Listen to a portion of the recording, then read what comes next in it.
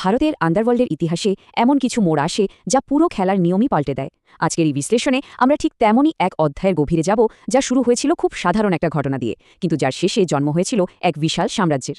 দেখুন, এই একটা লাইন কিন্তু শুধু একটা ঘটনাকে বলছে না, এটা আসলে একটা টার্নিং পয়েন্টকে চিহ্নিত করছে। আর এখান থেকেই আমরা বোঝার চেষ্টা করব কিভাবে পরিস্থিতি আর কিছু সিদ্ধান্তের ফলে ক্ষমতার একটা নতুন সমীকরণ তৈরি হয়ে যায়। আচ্ছা, তাহলে একদম গোড়া থেকে শুরু করা যাক। দাউদের জীবনের সবচেয়ে বড় বৈপরীত্যটা কী ছিল? একদিকে তার বাবা একজন সাধারণ পুলিশ কনস্টেবল, আর অন্যদিকে সে নিজে আন্ডারওয়ার্ল্ডের বেতাজ বাদশা।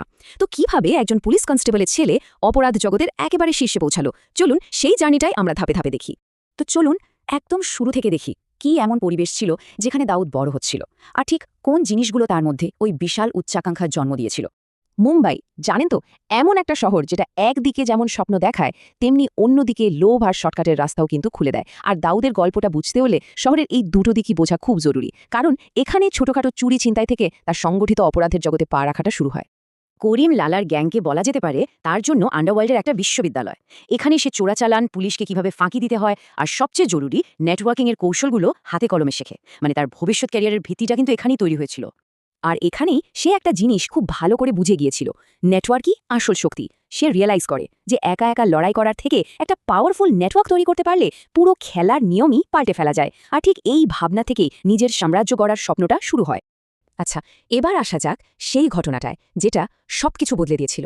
গল্পের কেন্দ্রবিন্দুতে ছিল মাত্র 2 লক্ষ টাকা। মাত্র 2 লাখ টাকা। হ্যাঁ, একজন অপহরত কাস্টমস অফিসারের মুক্তিপণের টাকা ছিল এটা। দেখতে গেলে হয়তো একটা সাধারণ ক্রাইম, কিন্তু এই ঘটনায় দাউদের জন্য ছিল, বলতে পারেন, একটা স্বাধীনতার ঘোষণা।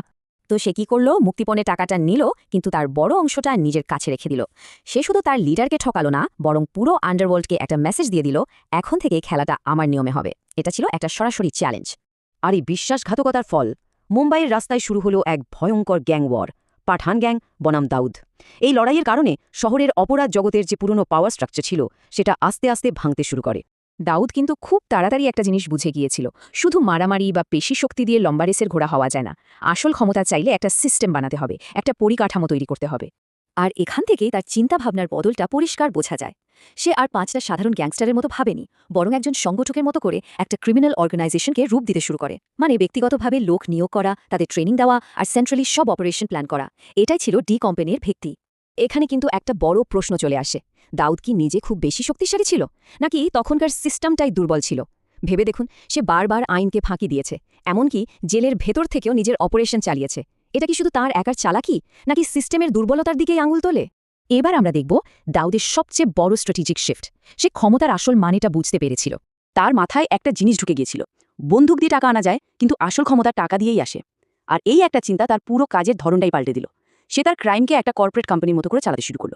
এই টাইমলাইনটা দেখলে ব্যাপারটা আরও পরিষ্কার হবে। দেখুন, 80-র দশকের শুরুতে সে ছিল রাস্তার অপরাধী, দশকের মাঝামাঝি সময়ে সে রিয়েল এস্টেটে ইনভেস্ট করা শুরু করে, আর দশকের শেষে তার টাকা খাটতে শুরু করে বলিউডে। দুবাইতে যাওয়ার পর তো সে একটা আন্তর্জাতিক নেটওয়ার্কই বানিয়ে ফেলে। মানে সরাসরি অপরাধ থেকে সরে এসে সে ধীরে ধীরে নিজের প্রভাবকে বৈধ করার চেষ্টা করছিল। 1985 সাল, দাউদ ভারত ছেড়ে চলে গেল, কিন্তু তাতে তার ক্ষমতা একটুও কমেনি, বরং বেড়ে গিয়েছিল। আর এরপরই এমন একটা ঘটনা ঘটল যা তার পরিচয়টাকেই চিরদিনের জন্য বদলে দিল। দুবাইকে নতুন ঘাঁটি বানিয়ে সে একটা গ্ল্যামারাইজড ডনের ইমেজ তৈরি করতে শুরু করে। সাংবাদিক, সেলিব্রিটিদের সাথে ওঠা বসা, মানে নিজেকে একটা ব্র্যান্ড হিসেবে প্রতিষ্ঠা করার চেষ্টা।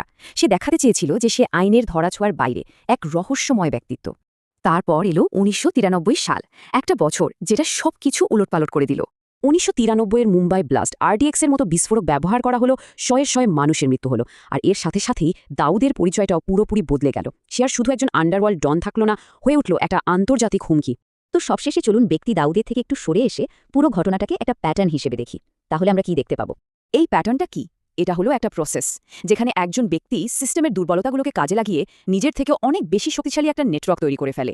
আর দাউদের গল্পটা ঠিক এই প্যাটার্নেরই একটা নিখুঁত উদাহরণ বা কেস স্টাডি। এই প্যাটার্নটা থেকে আমরা কি শিখতে পারি?